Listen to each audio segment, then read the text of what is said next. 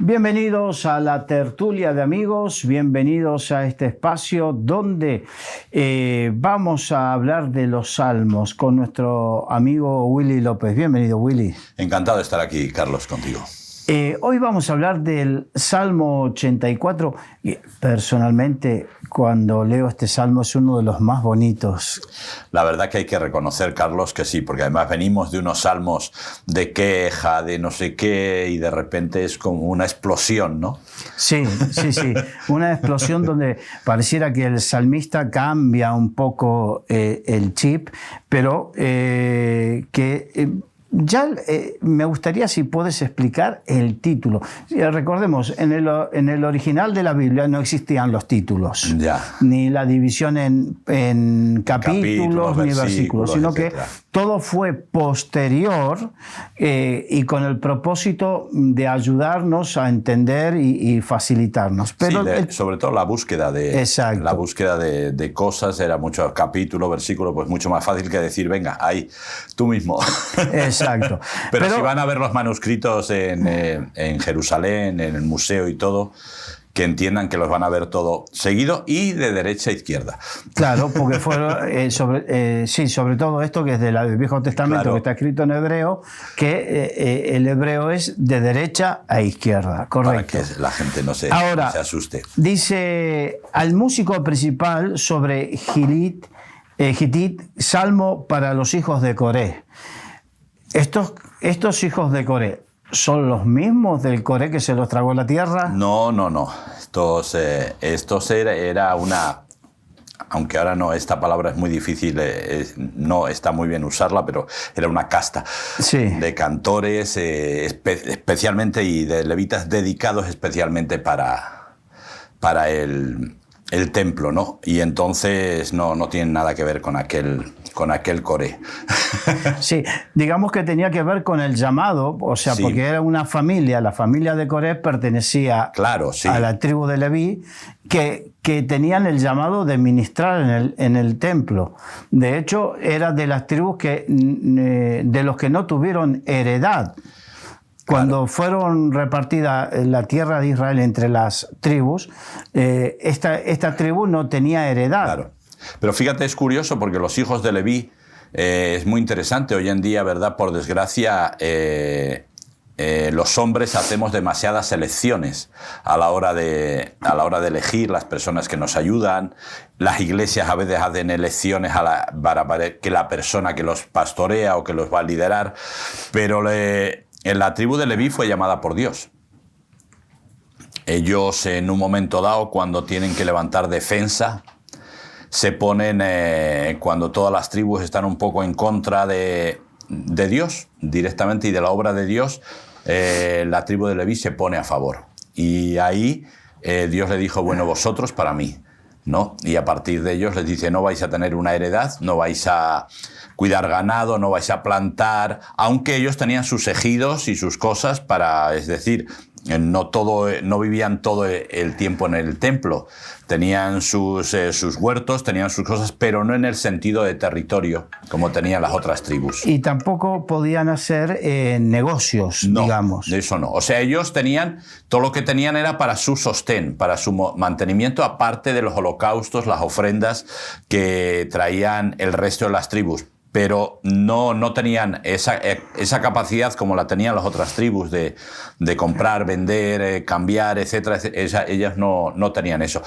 Creo que Dios quería dejar muy claro, dependéis de mí y nunca os va a faltar nada, que es muy interesante. Y es muy interesante.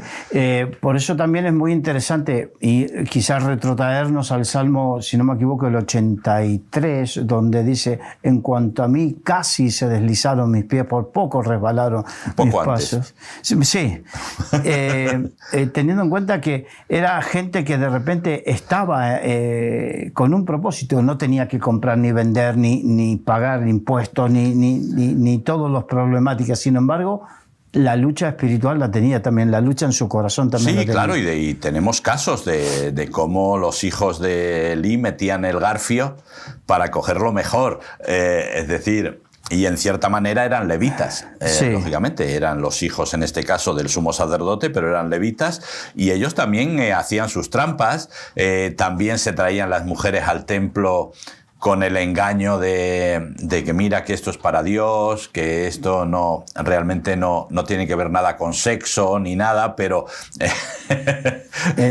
O sea que fornicaban con las mujeres, es decir, el estar dentro y el tener un llamado de Dios no te deja exento. ni te hace inmune. No, ni te hace normalmente incluso a veces es peor, y tenemos a veces, pues por desgracia tenemos los tantos casos, ¿verdad?, de pedofilia entre los principalmente entre los líderes religiosos, ¿no?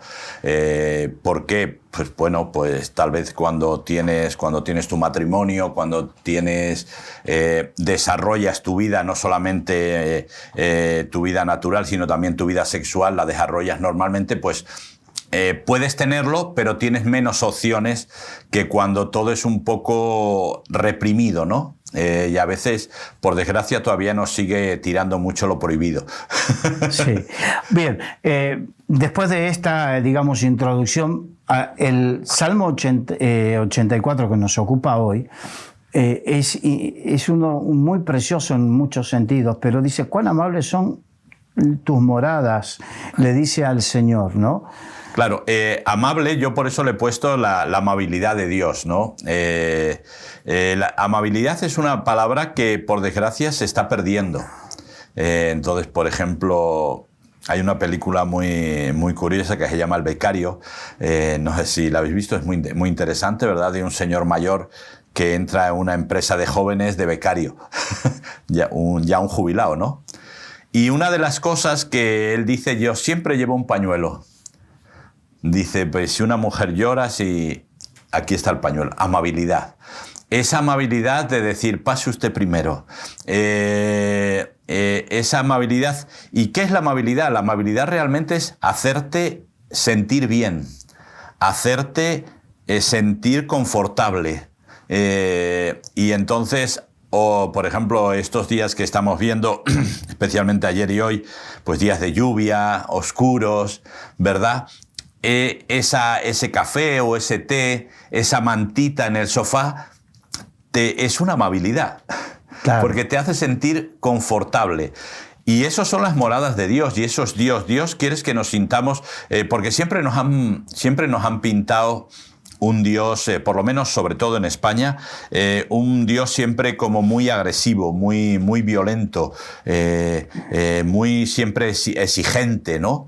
Y realmente lo que el salmista está diciendo aquí, no, perdona, Dios es un Dios amable, es decir, confortable. Yo lo entiendo que viendo desde la cultura, el cristianismo cultural nos mostró un Dios en cierta manera agrio. Sí.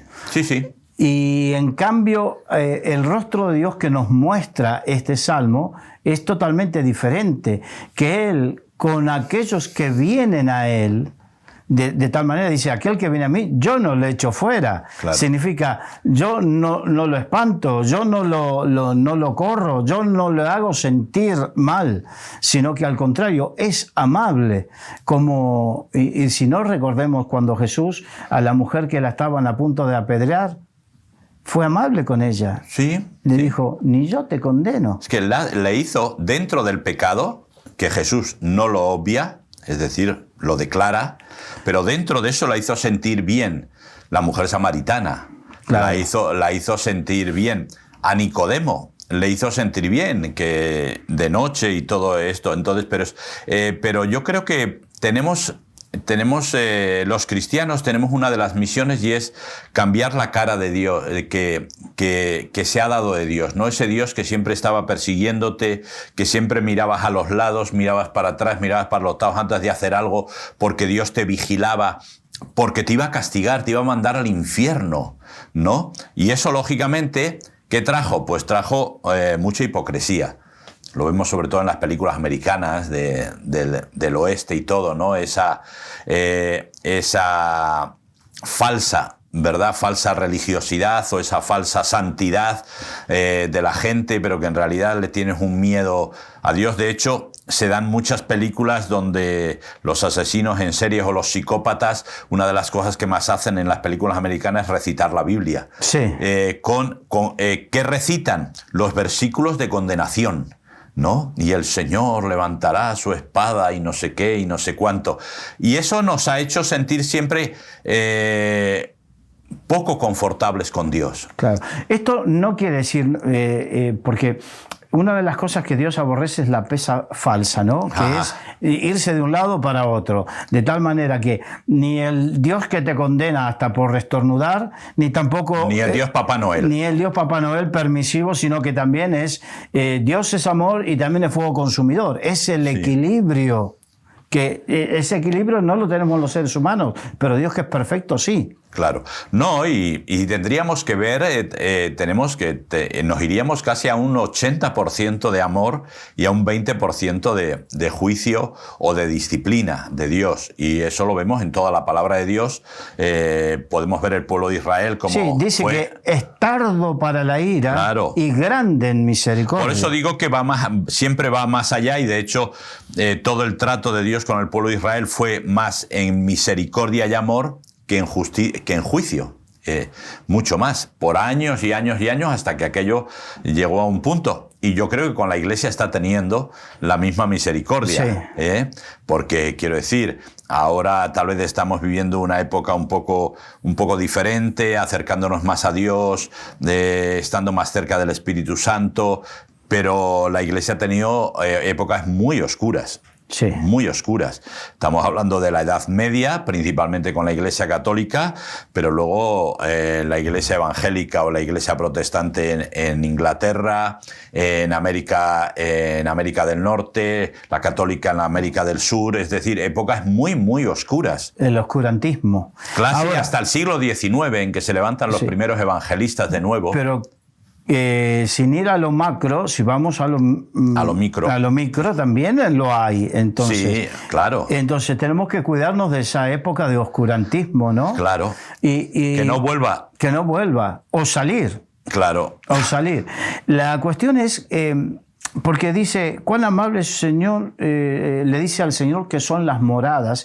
Y dentro de ese oscurantismo, quizás no hipocresía, pero oscurantismo en cuanto a conocimiento, que la morada de Dios es solamente el templo, la iglesia, el lugar de reunión. No, porque hay algo que tenemos importante, el que habita o el que mora al abrigo de Dios. Es decir, ahí no hay templo. Claro. Morará bajo sendas de justicia, ¿verdad? Entonces, hay muchas opciones. Realmente, morar, porque nosotros hoy en día vivimos, yo vivo en Daganzo, hay otra gente que vive en Madrid, es decir, es el lugar donde físicamente estamos, pero muchas veces no donde está nuestro corazón. Pero... la morada es donde está el corazón de Dios. El corazón de Dios. Y el corazón de Dios, pues la verdad que lo podemos encontrar en muchos sitios. Y que esto no lo use nadie para no dejar de ir el domingo a la iglesia. No, porque el Señor dice, es diferente. Cuán hermoso es ver los hermanos juntos en armonía. Claro. Pero el apóstol Pablo bien lo dice cuando enseña que allí donde está tu tesoro, allí está tu corazón. Allí está tu corazón. Eso es morar. Y las moradas de Dios no tienen que ver con edificios, tienen que ver con un corazón. El corazón de Dios está por nosotros, y la prueba más grande fue cómo envió a su Hijo Jesucristo a morir por nosotros en la cruz del Calvario, ¿verdad? Pero Él quiere. Por eso es tan importante, y por eso el salmista más adelante en este salmo va a decir, para mí es mejor estar un día. No dicen tu templo, dicen tus atrios, o sea, casi en la calle, sí, que 1000 fuera de ellos, ¿no? Entonces, que es un versículo que se usa muchísimo y que todo el mundo conoce. Es decir, y cuando hablamos de morar, hablamos de relación, ¿verdad? Hablamos de relación.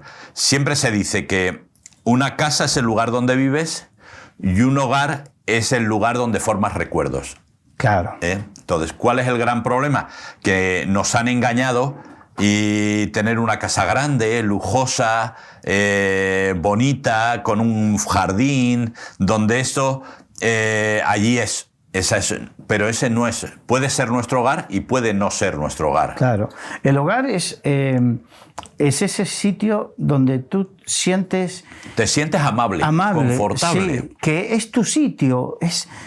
Y de repente hay gente que no tiene un lugar fijo donde mora, que por cuestiones de trabajo o lo que sea, y se traslada permanentemente y serán distintas vistas a la ventana, distinta cocina, distintas cortinas, sobre todo las mujeres que son las que más están o les gusta estar en el hogar y son las que le dan esa esencia de hogar, ¿no? Sí, ese toque. Ese toque. Y eso nos habla de que tiene que ver con lo que uno hace, no con lo exterior. No, y con lo que uno es importante. O sea, Dios, siempre buscamos a Dios para ver lo que puede hacer. Y pocas veces lo buscamos para disfrutar de lo que es. Cuando tú empiezas a disfrutar de lo que es decir, puedes tener una casa con grifos de oro y mármol de Carrara, o puedes tener una cabaña o una chabola, y puedes ser más feliz en la chabola que en la casa lujosa. Simplemente ¿por qué? Porque tu corazón está allí. Tu corazón está allí y la gente que convive contigo disfruta de ti. Como disfruta de ti, al final disfruta de la casa, ¿no? Exacto. Entonces, por eso a mí me da pena cuando la gente va a la iglesia los domingos y no disfruta.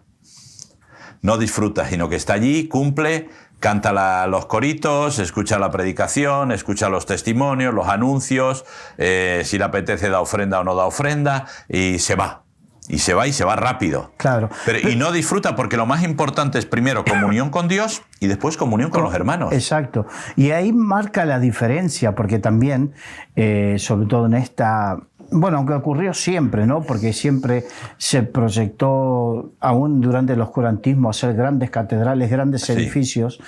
Y el problema no es si es grande, si es pequeño, el problema es el corazón, el corazón desde el pastor hasta el último de los miembros, qué es lo que procuran en ese sitio, porque sea un gran templo o porque haya luces de colores o los mejores equipos o la mejor música, no significa que haya amabilidad.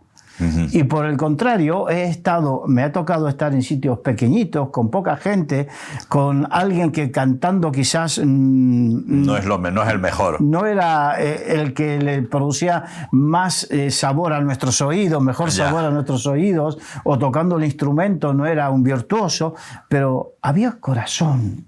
Había un buen espíritu, había deseo, había anhelo. Hace poco estuve predicando en una iglesia donde una de las cosas que más me gustó es la disposición de la gente a escuchar. Eso es parte de la amabilidad. Claro. Y por eso es curioso, ¿verdad? Que después la iglesia nace antes, ¿verdad? Pero la iglesia como tal nace en un aposento alto, que es un lugar pues bastante humilde donde la gente simplemente se juntaba para celebrar Pascua o para celebrar algunas fiestas, y allí vino el Espíritu Santo.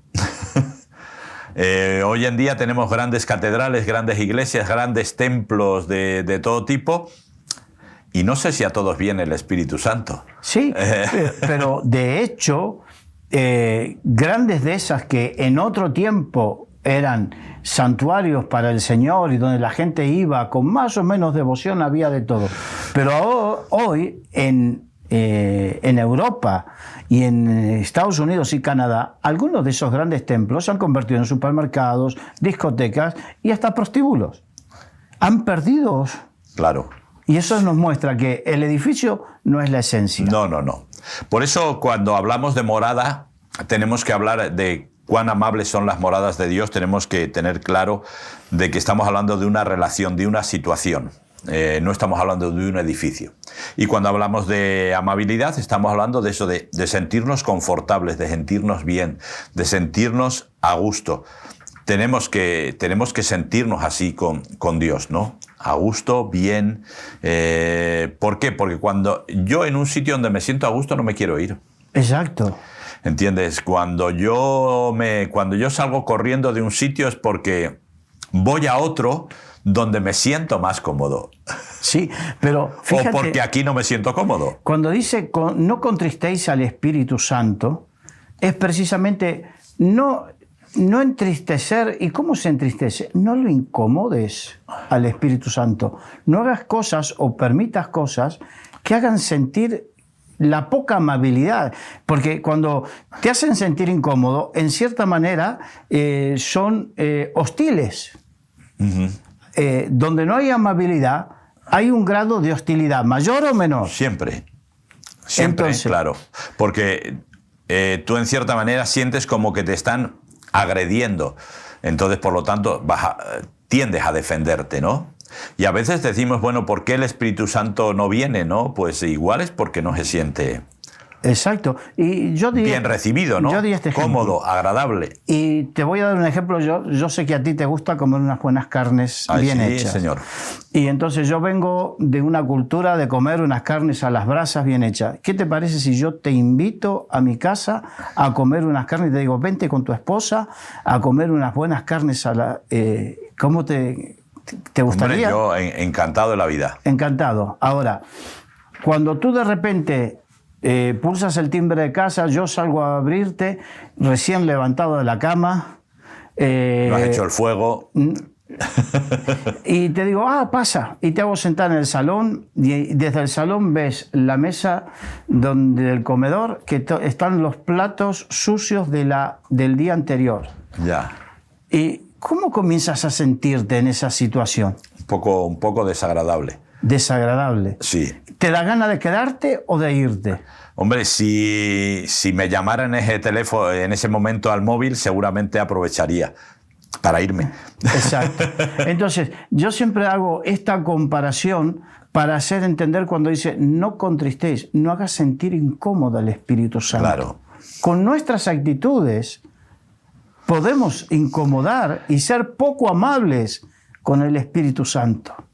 Sí, y esto es una realidad y a veces nos tendríamos que preguntar por qué el Espíritu Santo no baja como bajó en Pentecostés, que tanto anhelamos todos, ¿no?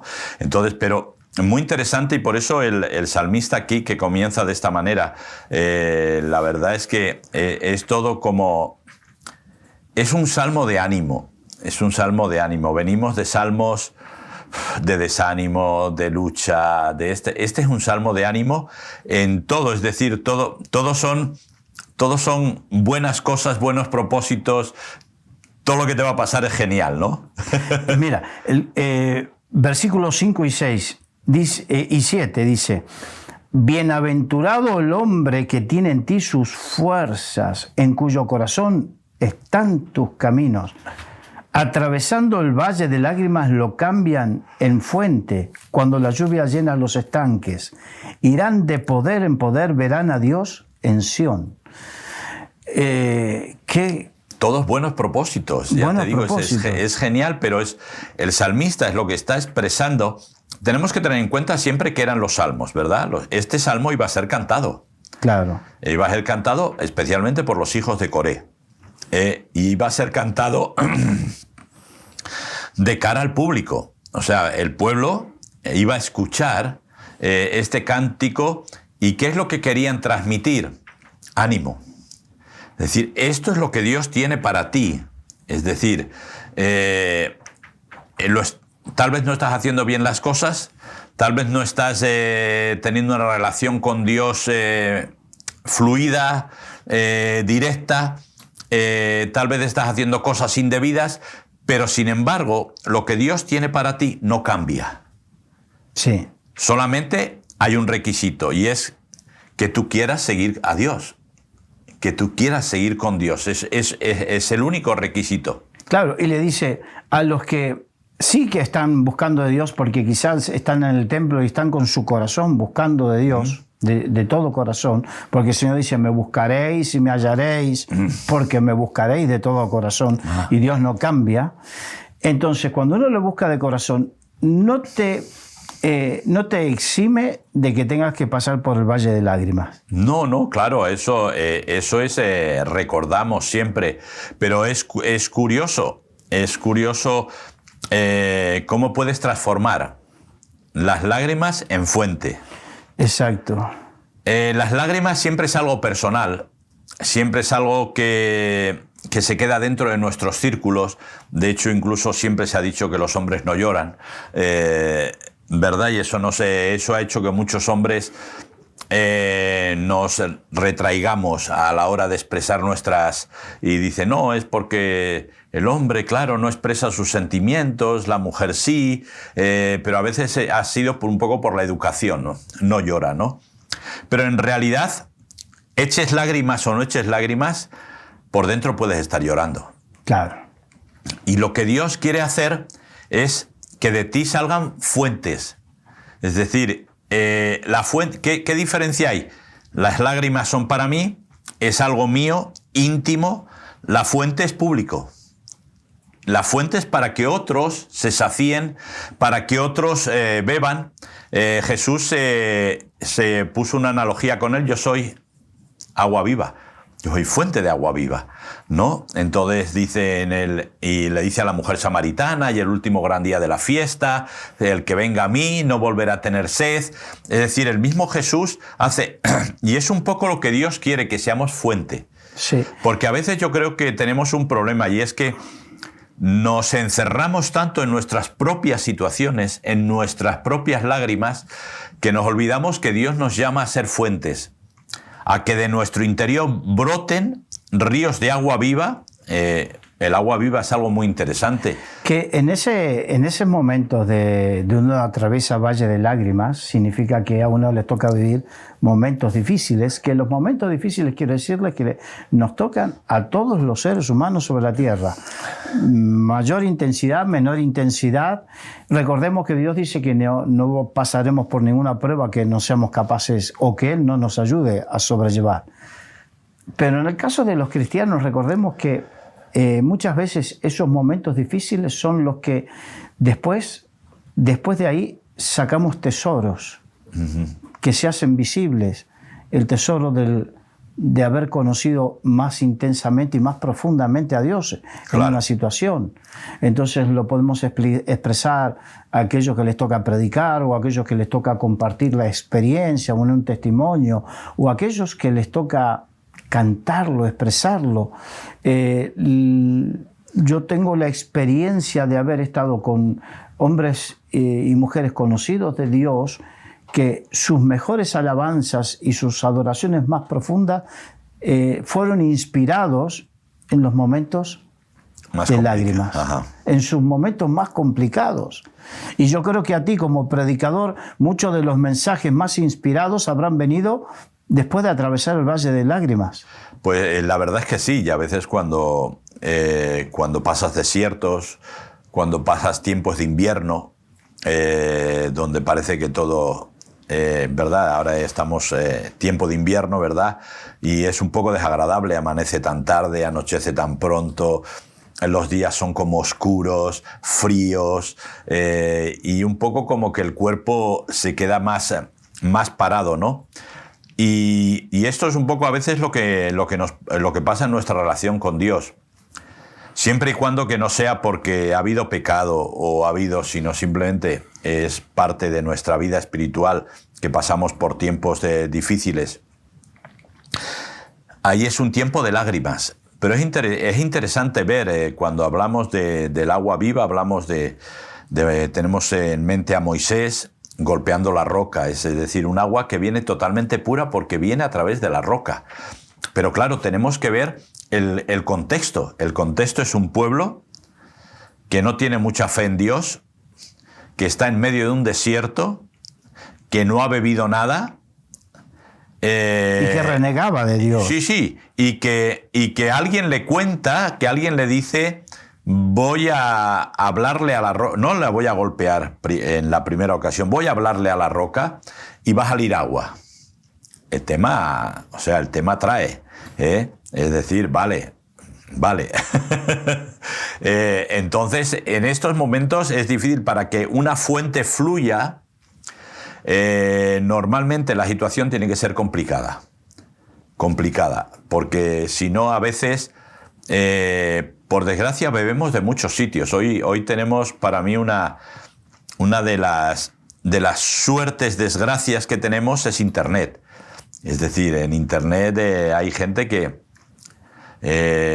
si predica su pastor no hace mucho caso, pero si escucha una predicación en YouTube de uno de las grandes estrellas de YouTube, pues parece que esa predicación sí es fantástica, es magnífica, pero la de tu pastor no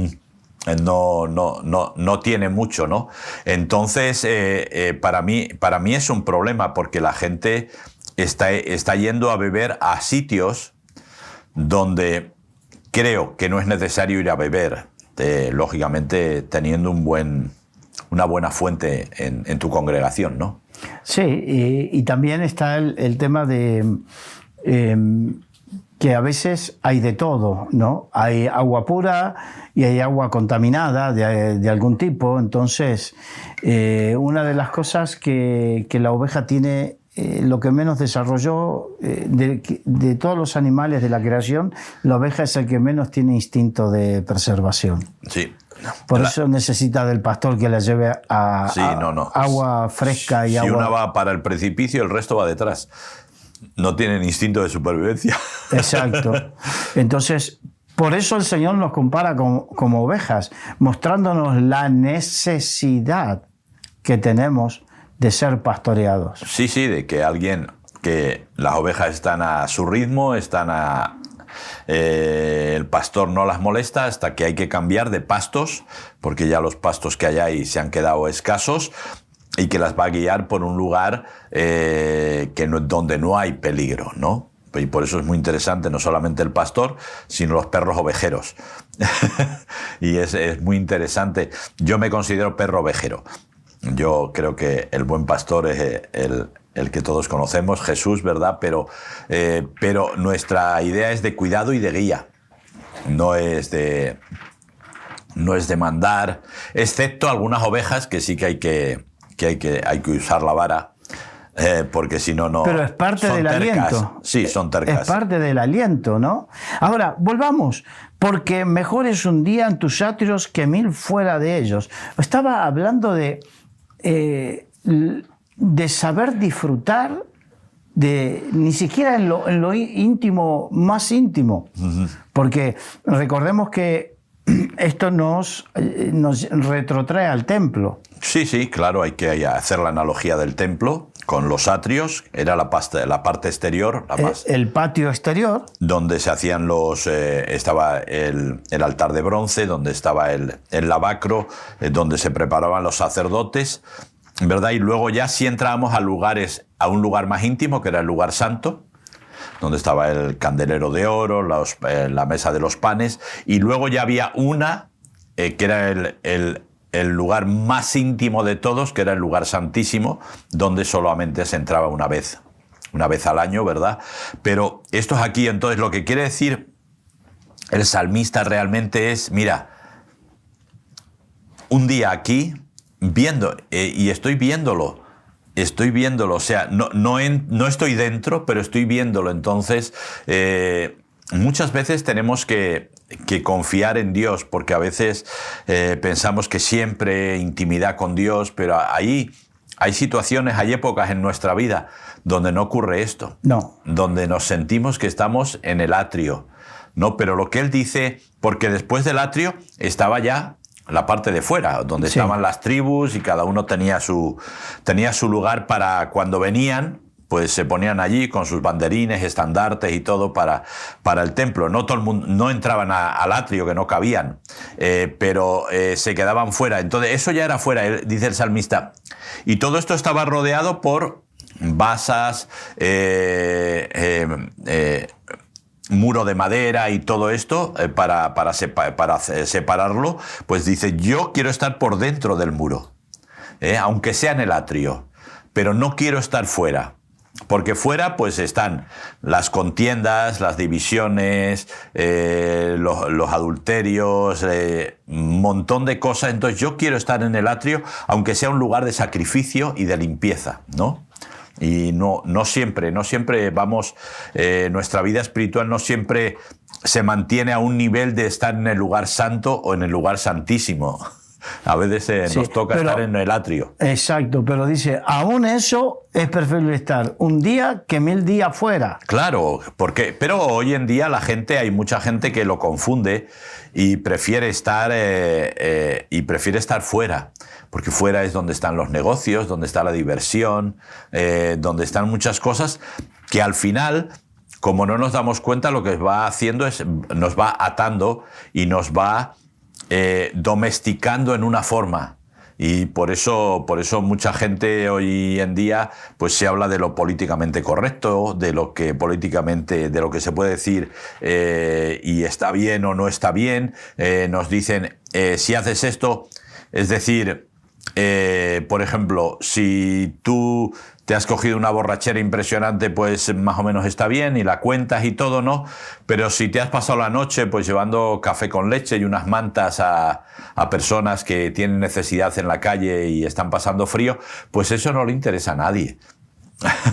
No le interesa a nadie. Entonces a la gente le interesa lo que haces fuera, ¿no? Pero el salmista dice, no, perdona, yo fuera hay muchas cosas, sí, pero no me llenan. No me llenan tanto como estar, aunque sea en el atrio. Aunque sea en el atrio, atrio, ¿no? Y sigue diciendo, porque en la segunda parte de ese versículo dice, escogería antes, o sea, antes de estar fuera, escogería antes estar a la puerta de la casa de mi Dios que habitar en las moradas de maldad.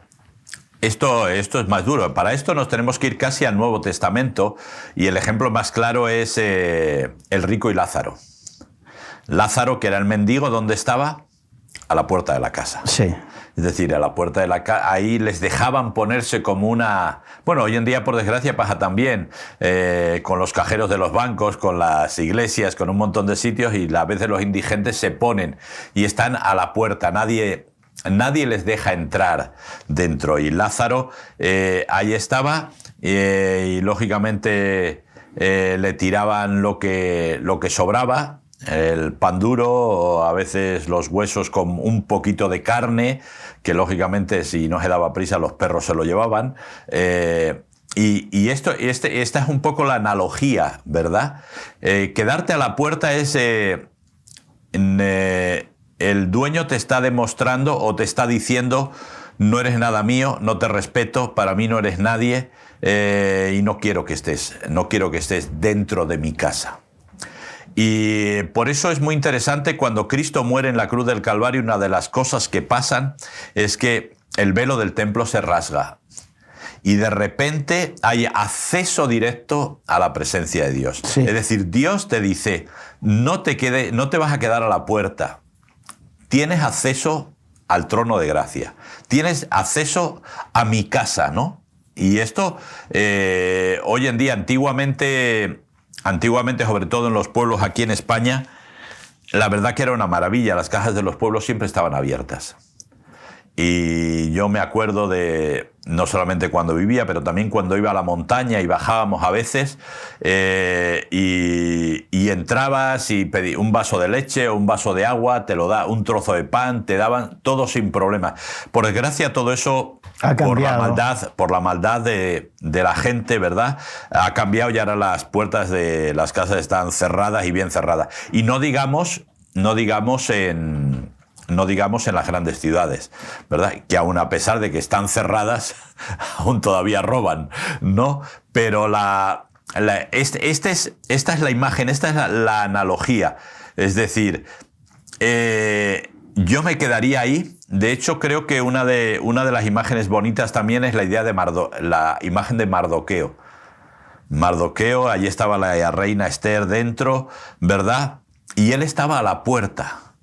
Él estaba a la puerta en este caso de la casa, en esta casa del palacio, ¿no?, donde vivía tanto el rey como la reina Esther, y él estaba ahí porque él sabía que estando ahí, si pasaban cosas, él se iba a enterar. O sea, yo quiero estar enterado. Y cuando tú estás a la puerta de la casa, si hay fiesta en la casa, si hay luto en la casa, Tú te enteras. Tú te enteras, claro. Y es lo que el salmista está diciendo, yo quiero estar ahí. Es decir, me gustaría estar dentro, pero si no, por lo menos, antes de estar fuera, yo quiero estar a la puerta de la casa. Sí, porque dice, hace la comparación, ¿no? O estoy ahí o estoy habitando en las moradas de maldad. Entonces, el tema es que no hay término medio. No. Generalmente a nosotros nos gusta la paleta de colores que nos muestran la escala de grises que sea lo más grande posible. Exacto. Pero en las cuestiones espirituales no es así. O estás con uno o estás... Blanco o negro. Blanco o negro. Frío o caliente. Es más, a aquellos que les gusta la paleta de colores, la gama de grises, quiero decirle, espiritualmente hablando, ¿no? Que a los tibios, los que están en algún punto de esa paleta de grises, los vomitará de su boca. Sí, sí. No, porque creo que es una cosa que se da y siempre se da a todos los niveles, ¿no? Es decir, cuando hay un conflicto laboral, la gente se busca sus excusas para no ir a la huelga o para no hacer un paro o lo que sea y busca un montón de excusas, busca esa escala de grises, pero señores, no hay... O sea, esto está mal y hay que intentar pelear por ello.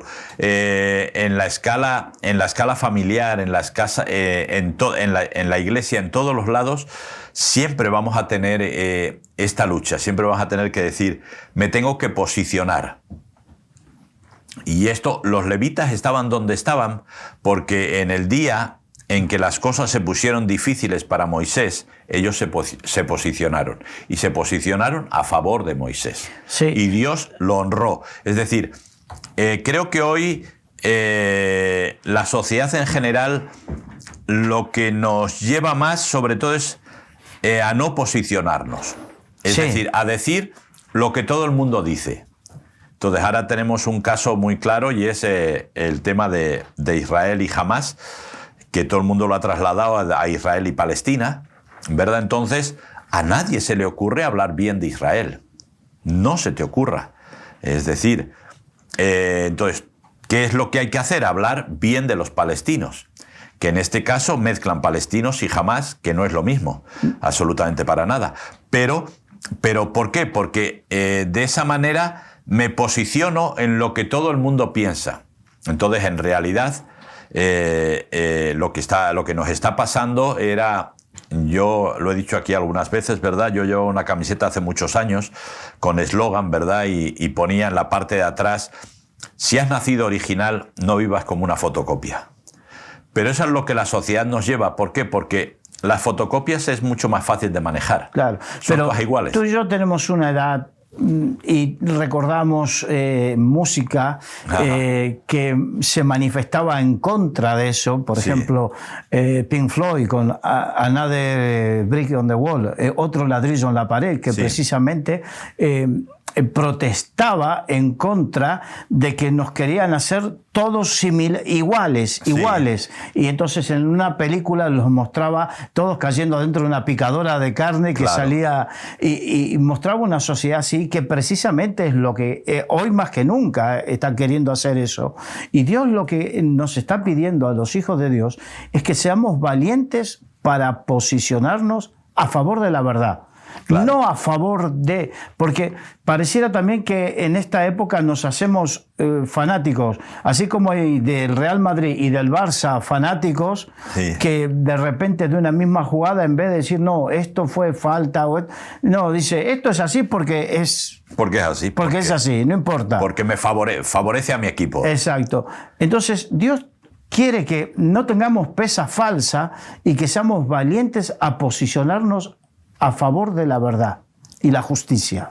Claro, y esto es algo que siempre nos va a crear conflictos. Jesús era así, ¿verdad? Hay una película más antigua, yo no sé si la has visto alguna vez, se llama Tiempos Modernos, de Charles Chaplin, blanco y negro. Seguramente, pero... es muy interesante ver porque de repente sale la imagen de los obreros entrando en la fábrica, ¿verdad? Y justo después sale una de borregos entrando en la fábrica, ¿no? Y entonces, claro, era las primeras líneas de producción, ¿verdad? Entonces eras como un autómata. Pom, pom, pom, pom, pom, pom. Y es muy interesante, es decir, estamos hablando de Charles Chaplin, estamos hablando del cine mudo. Muchos años, porque era cine mudo, lógicamente, pero esto es un poco a donde nos quiere llevar la sociedad. Y el otro día con Dani lo hablábamos, es decir, la sociedad nos está diciendo, dentro de vuestros templos haced lo que queráis, pero fuera no podéis decir, no podéis hablar. Es decir, porque molestáis. Es decir, porque os sois ultraconservadores, porque sois de extrema derecha, porque sois fundamentalistas, nos dicen un montón de cosas. Si dices algo con lo que no estás de acuerdo y además con argumentos. Es decir, no es porque esto a mí no, con argumentos.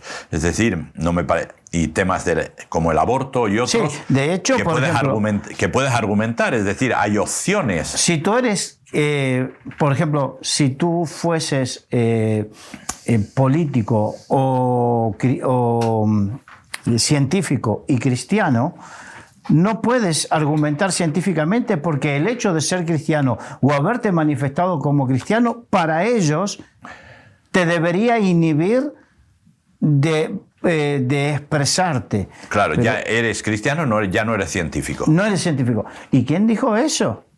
¿Quién tiene la autoridad para decir eso? Entonces, pues la sociedad se ha tomado atribuciones que no tiene, es decir, entonces, ya digo, siempre de lo que se trata sobre todo es de un control, que es precisamente lo que Dios, lo que Jesús dice, no, yo he venido para daros libertad. Es decir, y dice, la verdad os hará libres. Exacto, la verdad os hará libres. Entonces, pero la sociedad lo que trata es de hay un control. Es decir, si yo controlo, yo manejo a la gente, ¿no? Y Dios dice, no, todo lo contrario. O sea, tú tienes... Y los primeros cristianos en el circo romano lo demostraban. César es Señor. No, perdona, Jesús es Señor. Me vas a matar, pero Jesús es Señor. César no es Señor. César es un hombre, está puesto ahí por los hombres, ¿verdad? Para dirigir un imperio, punto. Eso es lo que es, pero no es nada más. Señor es Jesús, que murió y resucitó. Entonces, esto es algo que no podemos perder de vista de ninguna manera. Y el salmista, ya te digo, nos anima muchísimo a ir adelante. ¿Por qué? Porque lo que nos está diciendo en los versículos siguientes es que Dios viene con nosotros. Si tú estás en relación con Dios, si tú estás cerca del corazón de Dios, Dios va a estar por ti. Y esto creo que nunca lo podemos perder de vista. Es verdad. Y más, volviendo al tema de posicionarnos, una de las cosas que el Señor nos llama es a ser valientes, ¿no? La iglesia primitiva tuvo que pasar por esa situación de valentía. Y creo que nosotros tenemos que pasar en distintas etapas por situaciones donde nuestra fe va a ser probada si somos valientes o no a manifestar. Y voy a dar un breve ejemplo que tiene que ver con algo que me pasó hace unos años. Yo era nuevito en el Evangelio y entonces fui entendiendo, a medida que iba entendiendo las cosas, iba confrontando mi vida y me daba cuenta de que hay cosas que no tenía que participar y que lo que es blanco y lo que es negro es negro. Entonces trabajaba en una oficina y había un gerente que nos obligaba a mentir para decir, no, yo estoy en una reunión. Y es mentira, estaba con la querida. Entonces, y de repente dije, Señor, yo soy de la luz, no soy de las tinieblas para andar mintiendo ni encubriendo, nada por el estilo. Y tuve que tomar una decisión, y en esa época, contaba hace pocos días que esto no existían, los móviles. Ya. Entonces, las llamadas eran todos por teléfono fijo. Entonces, cuando llamaban al teléfono fijo, Dios me ayudaba de tal manera que atienda a otra. Ya. Entonces, pero un día, hubo días que me tocó a mí atender y tuve que decir, no está. ¿Y dónde está? No lo sé. No te lo puedo decir. Entonces, es que llegó un momento que dije, no quiero saber dónde está. Mejor. Sé que no está. Ya. ¿Dónde está? Entonces, eso implicó que cada vez yo sea del gerente, no sea del círculo cercano, Claro. sino quede cada vez más excluido. Claro. Pero no, a mí no me interesaba estar en conversaciones o enterarme de cosas que me iban a perjudicar. Claro. Con las cuales, por eso dice, no os hagáis partícipes de las obras infructuosas de las tinieblas, más bien reprenderlas.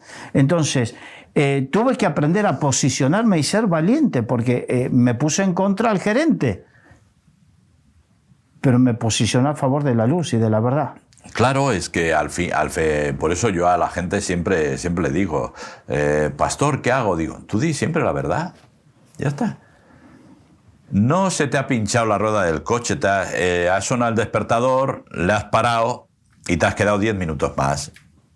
Porque estás cansado, por lo que sea. Pero díselo, ¿entiendes? Eso pasa igual como cuando te para la Guardia Civil. Que nos inventamos 1001 excusas para y tal. Y normalmente, eso me contaba Dani una vez, ¿verdad?, de que le paró la Guardia Civil por el uso del móvil, ¿verdad?, y le dijo la verdad. Y el Guardia Civil dijo, mira, por haberme dicho la verdad, no vuelvas a hacerlo, pero sigue adelante, no te voy a multar. Pero la sociedad nos acostumbra, y desde los políticos hasta abajo del todo, nos han acostumbrado a que es mejor mentir. Y por eso hemos inventado mentirijillas, mentiras piadosas, mentiras blancas. Hemos inventado, pero al final todos son mentiras. Y sí. Además, en los matrimonios, ¿qué es lo que más daño suele hacer a un matrimonio? Las mentiras, a la falta de comunicación.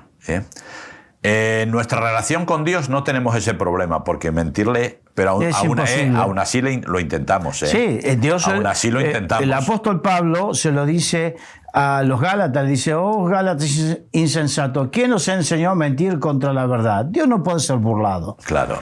Entonces, aprendí que los seres humanos generamos argumentos para justificar lo injustificable.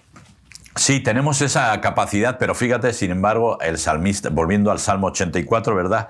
El salmista está terminando el Salmo diciendo, los que confían en Dios, confía en Dios, porque es lo que va a hacer el cambio. Y oye, va a haber situaciones donde es difícil confiar. Yo le digo a la gente, a ver, el padre del hijo que estaba siendo zarandeado por el demonio, a Jesús le tiene que decir, mira, creo, pero ayuda a mi incredulidad.